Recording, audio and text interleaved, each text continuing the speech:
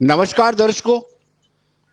सरकार बार बार U turn लेती है और ऐसा लगता है बार बार यूटी जम्मू कश्मीर में ये कहा जाता है कि ब्यूरोक्रेसी का राज है, लेकिन कभी कभी ऐसे आदेश और उसको तुरंत वापस लेना, ऐसा लगता है कि यूटी जम्मू कश्मीर की ब्यूरोक्रेसी ने भारतीय जनता पार्टी को जम्मू कश्मीर में खत्म करने का पेशगी यानी एडवांस ले रखा हो। चर्चा करेंगे अजय भारती जी हमारे साथ, farmer MLA Bharatiya Janata party से। अजय भारती जी, स्वागत है आपका।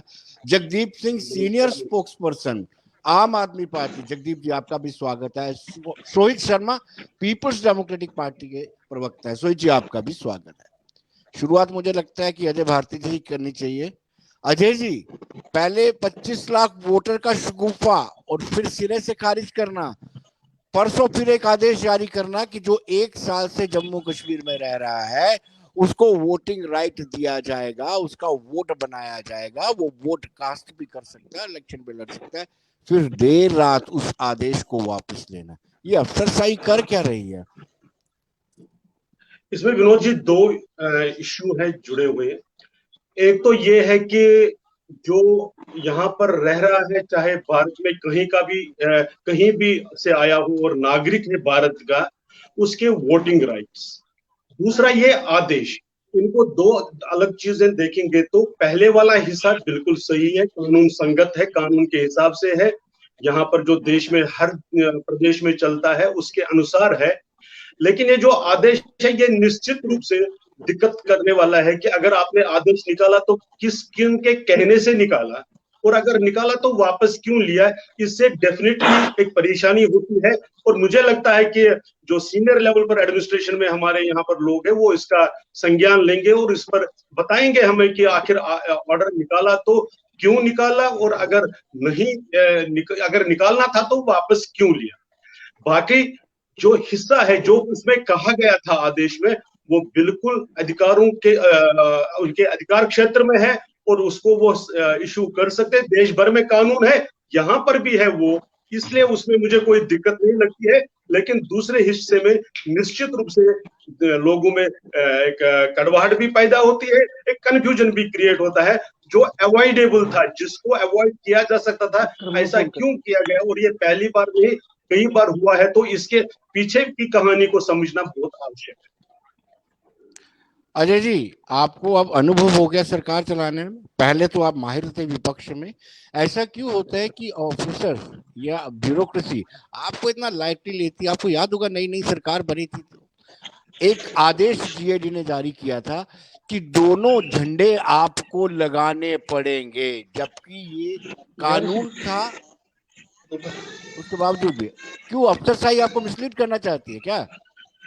मान क्यों नहीं मैं लेते? यही कह रहा हूँ कि मैं निश्चित रूप से मानता हूँ कि एडमिनिस्ट्रेशन, और ये सिर्फ इसी विषय पर नहीं, कई ऐसे मामले हैं जिसमें एडमिनिस्ट्रेशन अपनी चलाती है। वो क्यों करती है ऐसा, उसकी संज्ञान पहले भी एडमिनिस्ट्रेशन के जो हेड से सीनियर लोग हैं उनके ध्यान में लाया गया है।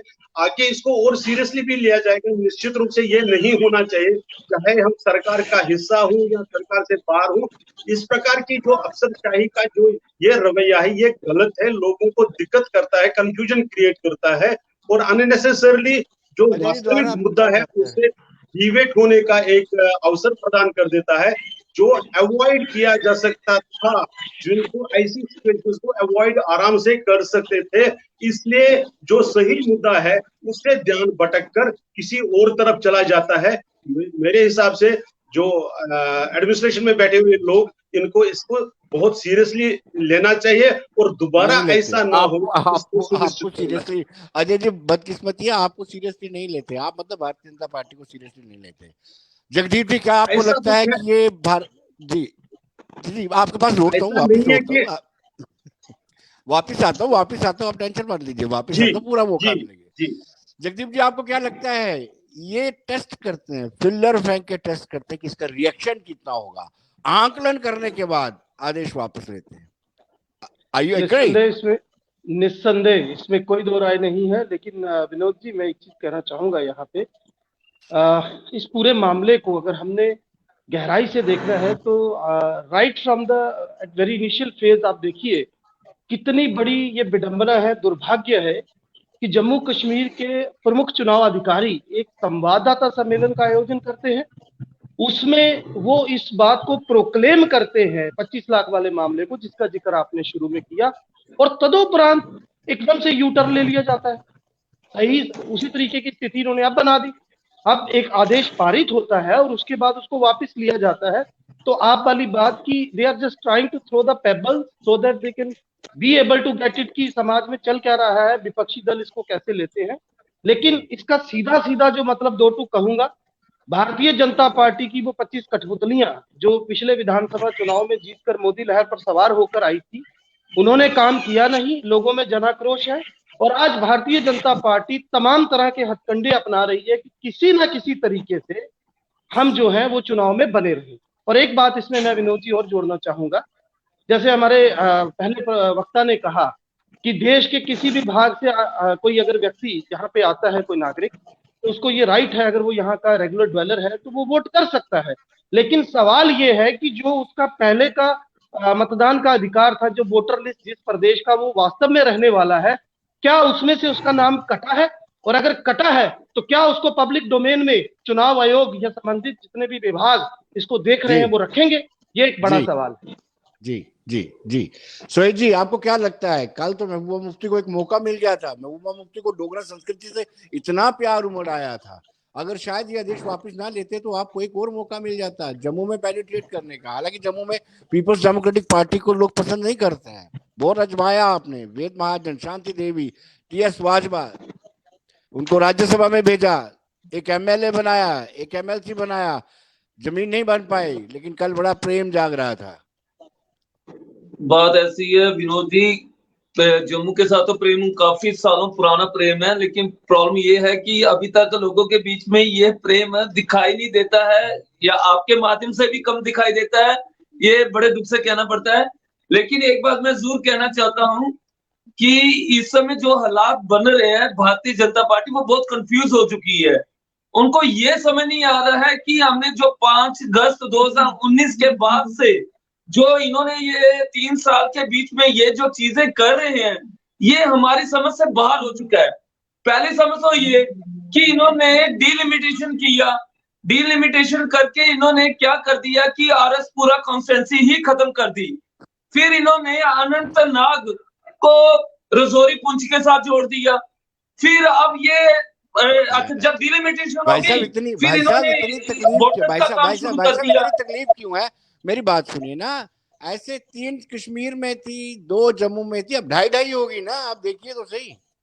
नहीं, बात वो नहीं है, बात कंफ्यूजन की है। आप देखो ना, आप ये खुद मान रहे हैं कि हम खुद परेशान हैं, इनको डिबेट करने का मौका मिल रहा है। आप इस बात को समझे कि ये यूटी बनने के बाद से ये इतने परेशान हो चुके हैं, इनको ये समझ नहीं आ रहा है कि ये आखिरकार हो क्या रहा है। आप इसकी तरफ भी थोड़ा सा ध्यान दें ना। अब जब हृदेश कुमार जी कहते हैं 25 लाख वोट नहीं बनेंगे, उसके बाद बीजेपी वाले अपनी सफाई देते हैं, नहीं जी ऐसी कोई बात नहीं है, नहीं जी ऐसी कोई बात नहीं है। अब डीसी मैडम फिर से एक नया ऑर्डर निकालती है, उसमें कहते हैं कि नहीं जी कोई भी किसी का वोटर बन सकता है, बैंक पासपोर्ट के जरिए भी उसका वोटर बन सकता है। सो कहने का मतलब ये है, ये कंफ्यूज पार्टी है, इसको खुद समझ नहीं आ रहा है। और सबसे बड़ी बात, चलिए अजय जी से सुनते हैं। अजय जी, 25 कठपुतलियां 25 कठपुतलियां कुछ कर नहीं पाई। ये वो पार्टियां हैं जिनको देश ने देखा, दिल्ली में भी देखा, पंजाब में भी देखा, जो बरसात में पौधों को सिंचाई करते हैं पौधों की। ये वो पार्टी है, बरसात होती रहती है। पार्टी के साथ कर रहे हैं भारती जी। लेकिन मैंने आपको आपके बीच में नहीं बोला। कृपया थोड़ा सा इसका भी अधिकार, बाकियों के अधिकारों का भी ध्यान रखिए। देखिए, मैंने कहा सीधे से कि एडमिनिस्ट्रेशन में निश्चित रूप से कुछ एलिमेंट्स ऐसे हैं जिनकी परेशानी, जिनके कारण से परेशान, अब वो उनकी इनएफिशिएंसी है या उनके किसी के साथ क्या है, मुझे उस पर कोई कमेंट नहीं करना है। लेकिन उनके कारण ये जो टॉप लेवल पर या पार्टी का, उसके साथ कोई लेना देना नहीं है। लेकिन इस वजह से जो परेशानियां होती है वो 2 हिस्सों में होती है। मैंने कहा जो रियल इशू है, जो एम्पावरमेंट का लोगों का इशू था, वो साइड लाइन हो जाता है और ये जो जोन इशू है, जो इंपॉर्टेंट इशू नहीं थे उस पर देखिए, ये मेरे पास फॉर्म 6 है। ये फॉर्म 6 नया वोटर बनने के लिए है। अब जिन लोगों ने ग्राउंड पर काम किया नहीं होता, ये फॉर्म भरे नहीं होते, उनको तो दिक्कत रहेगी। इसमें सीधे सीधे शुरू में ही लिखना पड़ता है कि आप नए वोटर है या आप कहीं से शिफ्ट होकर यहाँ आए। आपको ये लिखना पड़ता है इसमें कि मैं इस नए एड्रेस पर कब से हूँ। आपको ये बताना पड़ता है कि आप पहले कहीं, आपको डिक्लेयर करना पड़ता, आई हियरबाय डिक्लेयर दैट कि मैं कहीं पर और रजिस्टर नहीं। अब इसके बाद भी इस आदेश की क्या आवश्यकता थी मुझे मालूम नहीं है। मैं वही कह रहा हूं कि मैं निश्चित रूप से चाहूंगा कि सरकार इसको हमें बता दे। लेकिन खासकर मैं जो अभी हमसे पहले पीडीपी के प्रवक्ता कह रहे थे, उनकी दिक्कत क्या है? उनकी दिक्कत थी जब 1951 में जम्मू कश्मीर की आबादी 20 लाख, कश्मीर में 17.5 लाख 18 लाख के लगभग जम्मू में थी, तब इन्होंने 20 सीटें जम्मू और 42 सीटें कश्मीर में थी। अब वो नहीं चल पाता है, अब उसे लोग उसको करने नहीं देते हैं, इसलिए दिक्कत वहां है। दिक्कत यहाँ पर है कि जब आप जो कहते हैं और जो करते हैं उसमें जब अंतर आता है। आपने डोगरा संस्कृति की बात की, ये सिर्फ डोगरा संस्कृति की नहीं है, कश्मीर की संस्कृति के साथ कितना लगाव है। एक छोटा सा एग्जांपल दे, अगर सचमुच में लगाव होता है किसी भी कश्मीर सेंट्रिक पार्टी का, तो यहाँ की ऑफिशियल भाषा कौन सी होती, राजभाषा कौन होती? कश्मीरी होती, डोगरी होती, रखी क्या जो 1.5% से भी कम लोग बोलते हैं उस उर्दू को भाषा बनाया। ये यहाँ की संस्कृति से तो प्रेम है, और मदर टंग भाषा सबसे इंपॉर्टेंट होता है किसी संस्कृति का। अब ये जब इतिहास, अब इनको बोलने के लिए एडमिनिस्ट्रेशन ने उसका एक हिस्सा है, उन्होंने मौका दिया, इसलिए रियल इशू पर एक डिस्कशन नहीं करेंगे। क्यों भाई, जम्मू कश्मीर का कोई भी व्यक्ति देश के कहीं पर भी जाएगा वो वोट डाल सकता है, लेकिन बाहर का आया हुआ व्यक्ति यहाँ पर नहीं डाल सकता। क्या दिक्कत है? दोबारा लौटते हैं, जगदीप जी से जानना चाहते हैं। जगदीप जी, क्या आपको लगता है कि सभी सियासी जमातें मिसलीड कर रही हैं? विनोद जी, अभी जब ये हमारे दो वरिष्ठ प्रवक्ता और साथी जो बोल रहे थे ना, तो मेरे जहन में एक ख्याल आ रहा था। आपको याद होगा जब पिछली मर्तबा त्रिशंकु जनादेश का हवाला देकर दो नितांत अलग तरह की विचारधारा की पार्टियां एकजुट हुई, यानी भाजपा और पीडीपी, तो आपको वो दिन याद होगा जब मुफ्ती साहब ने 4-5 वरिष्ठ पत्रकारों को बुलाया था, तो मैं भी आपके साथ था उस मीटिंग में। तो मुझे समझ नहीं आ रहा कि आज जिस तरीके की स्थितियां बनी हैं, एक पार्टी दूसरे को आरोप प्रत्यारोपों का सिलसिला चल रहा है, लेकिन हकीकतन जो बात है उस पर कोई बात नहीं करता। मसलन मैं एक छोटा सा उदाहरण देना चाहूंगा। महबूबा जी ने परसों जो बात की, मैं पूरी तरह से बतौर वरिष्ठ प्रवक्ता आम आदमी पार्टी उससे सहमत हूं।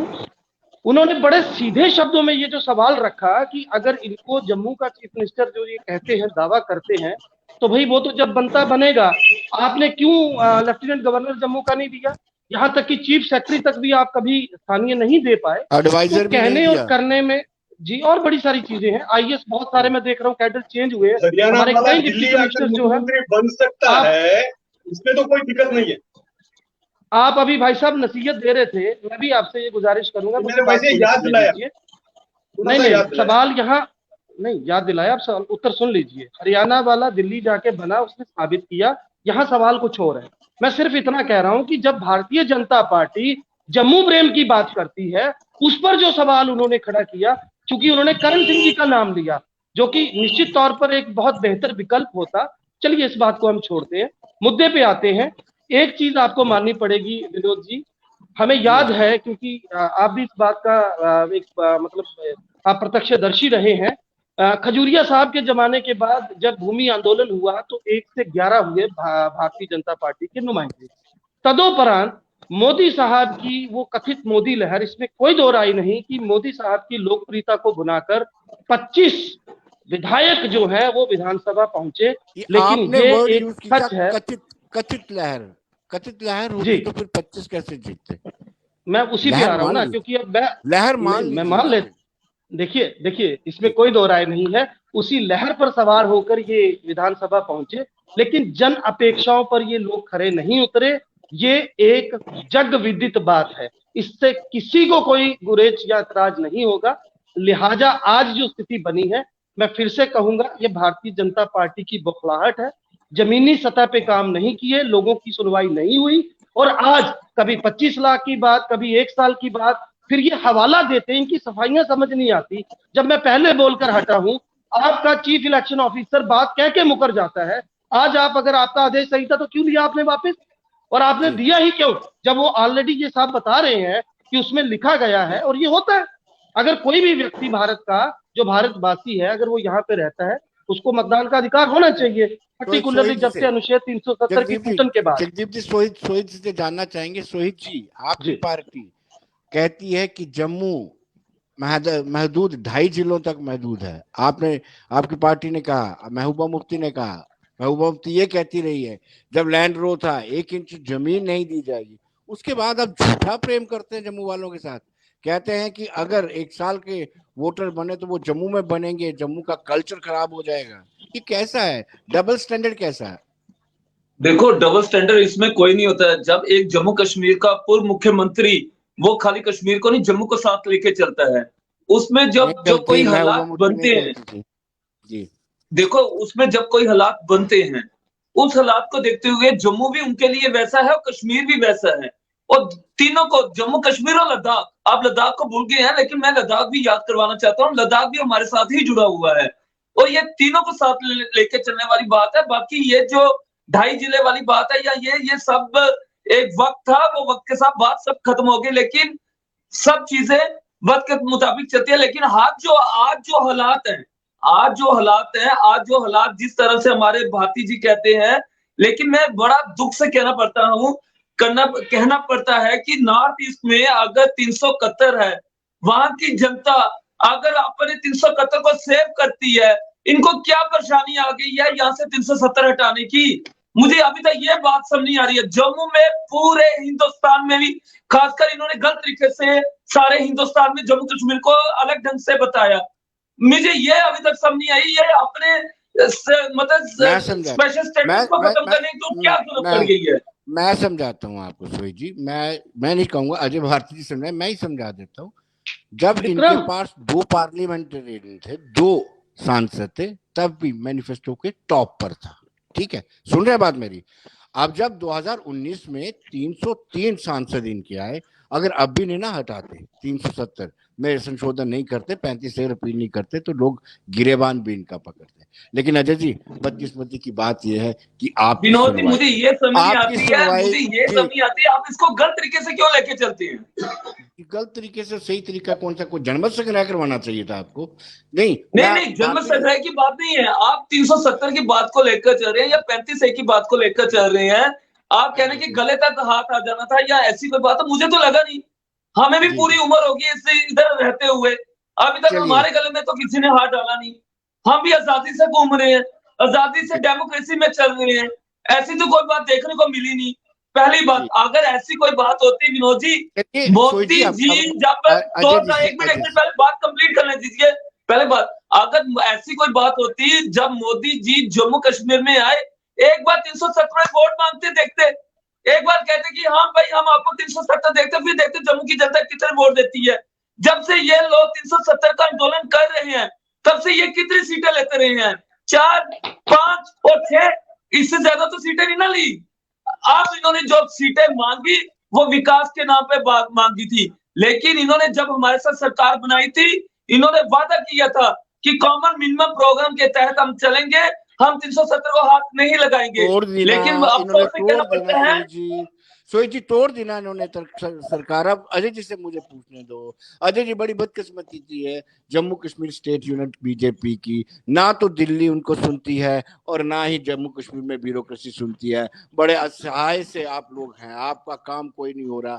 पब्लिक जो आपको पीछे पीछे जाती है, उनका कोई काम नहीं हो रहा है। ये मान के चलिए ना, शीर्ष नेतृत्व दिल्ली में जो बैठा हुआ है वो आपकी सुनवाई करता है, और ना एलजी एडमिनिस्ट्रेशन आपकी सुनवाई करता है। आप फॉर्मर एमएलसी होंगे, फॉर्मर मिनिस्टर भी होंगे, फॉर्मर स्पीकर भी होंगे, फॉर्मर डिप्टी चीफ मिनिस्टर होंगे, लेकिन सुनवाई नहीं हो रही। विनोद जी, ये देखिए, ये आपकी ओपिनियन हो सकती है, आपका परसेप्शन हो सकता है, लेकिन ये सच्चाई इसी खूबसूरती जरूर है इसमें, लेकिन एक चीज को हमको ध्यान में रखना पड़ेगा, हम वो लोग नहीं है जो शपथ खाते हैं कि हम राजनीति में नहीं जाएंगे अन्ना के आंदोलन पर सवार होकर, लेकिन फिर शपथ जो कहते हैं कि हम तो अपनी गाड़ी में ही चलेंगे, बंगले में नहीं बैठेंगे, वो करेंगे, बच्चों की कसम खाकर कहते हैं कांग्रेस के साथ कुछ लेना नहीं देगा होगा, लेकिन वो सारा करेंगे। हम वो लोग भी नहीं है जो आए तो खुद बाहर से हैं, पता नहीं कहां से इन्वेडर्स के साथ आए हैं, और यहाँ पर भारत का, शेष भारत का कोई व्यक्ति आए उसको सेटलर कहेंगे। हम वो लोग नहीं है, हम वास्तव में राजनीति को सेवा का, देश सेवा का, राष्ट्र सेवा का एक माध्यम मानते हैं।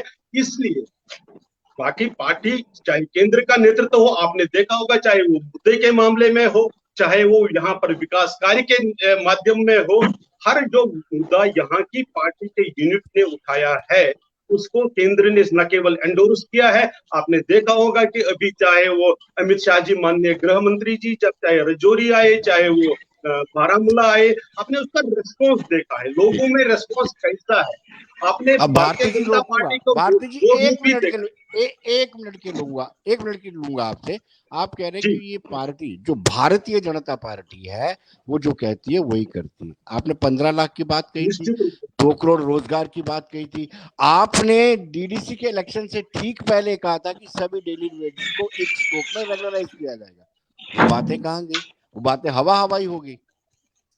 नहीं, ऐसा बिल्कुल नहीं है कि हवा हवाई नहीं हुए, लेकिन आप समझ लीजिए अभी जिस ढंग से ट्रांसपेरेंसी, जिस प्रकार से अकाउंटेबल गवर्नेंस देश में चल रही है, और जम्मू कश्मीर में भी उसका जो सिस्टम चल रहा है, उसमें वो लोग डेली वेजर्स ये कौन से हैं आप देख लीजिए उसको, लेकिन उस इशू को उन जो व्यक्ति है, जो विक्टिम्स है बेसिकली पिछली सरकारों के, उन सरकारों ने अपने घरों में उनको कहीं खाना बनाने के लिए, कहीं गार्डनिंग के लिए, अगर डेली वेजेस की याद आप हुआ है, एसआरओ 520 के तहत हमारी फाइल बन चुकी थी। अगर आप समझ वापस ले लें तो पूरा करने दीजिए हमें तो। लेकिन उसको टेक्निकली, क्योंकि अगर आप उनको देखिए उसमें एक इशू है, उन लोगों के साथ हमारी सिंपैथी है, उनका इशू कैसे हैंडल हो उस पर पार्टी निश्चित रूप से एडमिनिस्ट्रेशन के साथ मिलकर रास्ता निकालने के हक में है। हर दिन उसके लिए कोई ना कोई चीज उसको कैसे कर सकते हैं वो एक इशू है। लेकिन बाकी जो यहाँ पर तरक्याती काम है, यहाँ के लोगों को अकाउंटेबल गवर्नेंस, ट्रांसपेरेंट गवर्नेंस, ये कैसे उपलब्ध हो और कैसे जवाबदेही, और सिर्फ जवाबदेही एक लेवल पर नहीं तो पंचायत से लेकर वो पूरा पार्लियामेंट तक कोई जवाबदेही कैसी हो, ये सिस्टम जब आप लागू करते हैं तो उसमें टाइम लगता है। आप पर जगदीप जी रिएक्ट करना चाहते हैं। जगदीप जी। विनोद जी, जब बिल्ली खिसियाकर खंबा नोचती है ना तो इस तरीके के ही बयान आते हैं। मुझे समझ नहीं आ रही, जब ये भारतीय जनता पार्टी वाले किसी मुद्दे विशेष पर आम आदमी पार्टी को घेरते हैं तो फिर इतना दम भी नहीं रखते कि सीधे शब्दों में बात करें। कहना क्या चाहते हैं ये कि अन्ना आंदोलन के से निकल कर आई पार्टी है? जी बिल्कुल। अगर उसी तरीके से धरने पर बैठे रहते, देश का सबसे बड़ा, बात करने दीजिए, अब देश का सबसे बड़ा वो विरोध प्रदर्शन था भ्रष्टाचार के खिलाफ, आज अगर केजरीवाल साहब वहां से निकलकर पार्टी नहीं बनाते तो आज देश के 2 सूबे के लोगों को वो राहत की सांस नहीं मिलती जो वो ले रहे हैं। दूसरी बात, एक मुख्यमंत्री का प्रोटोकॉल होता है। आज भी अगर वो अपनी 4 पहिया वैगनार में घूमेंगे, एक दिन तो ऑटो में बैठे थे, भारतीय जनता पार्टी वालों को सर में दर्द शुरू हो गया। अब दूसरी बात मैं आपको ये बता दूं, जिन डेली बेजर, सुनिए भाई साहब, सुनिए। अब आपने बात करिए ना, जरा जवाब करने तो दीजिए। अब सवाल ये डेली बेजर का कहते, देखिए कहते किस मुंह से ये बोल देते हैं, आपकी सरकार रही, आपने तब कुछ नहीं किया, आप हम पे उंगली उठाते हैं। पंजाब में अभी हमारे शिक्षा मंत्री आए थे जम्मू के दौरे पर। विनोद जी, आपकी जानकारी के लिए बता दूं, जो टीचर्स पानी की टंकियों पर चढ़े होते थे, 10,000 टीचर्स रेगुलाइज कर दिए गए, 16,000 नई भर्ती जो है उसको फाइनलाइज कर दिया गया। और पंजाब सरकार की ये घोषणा है कि अगले 6 महीने के बाद पंजाब में एक भी डेली वेजर, कंसोलिडेटेड कोई भी नीड बेसिस वर्कर जो है वो अब कच्चा नहीं रहेगा, वो मुलाजिम जो है वो एडहॉक बेस पे नहीं रहेगा। तो सवाल ये है, बजाय इसके कि आप अपने गिरेबान में झांके, मुझे लगता है ये जिस तरीके के आप कटाक्ष करते हैं उनमें कोई दम नहीं है, लोग समझते हैं।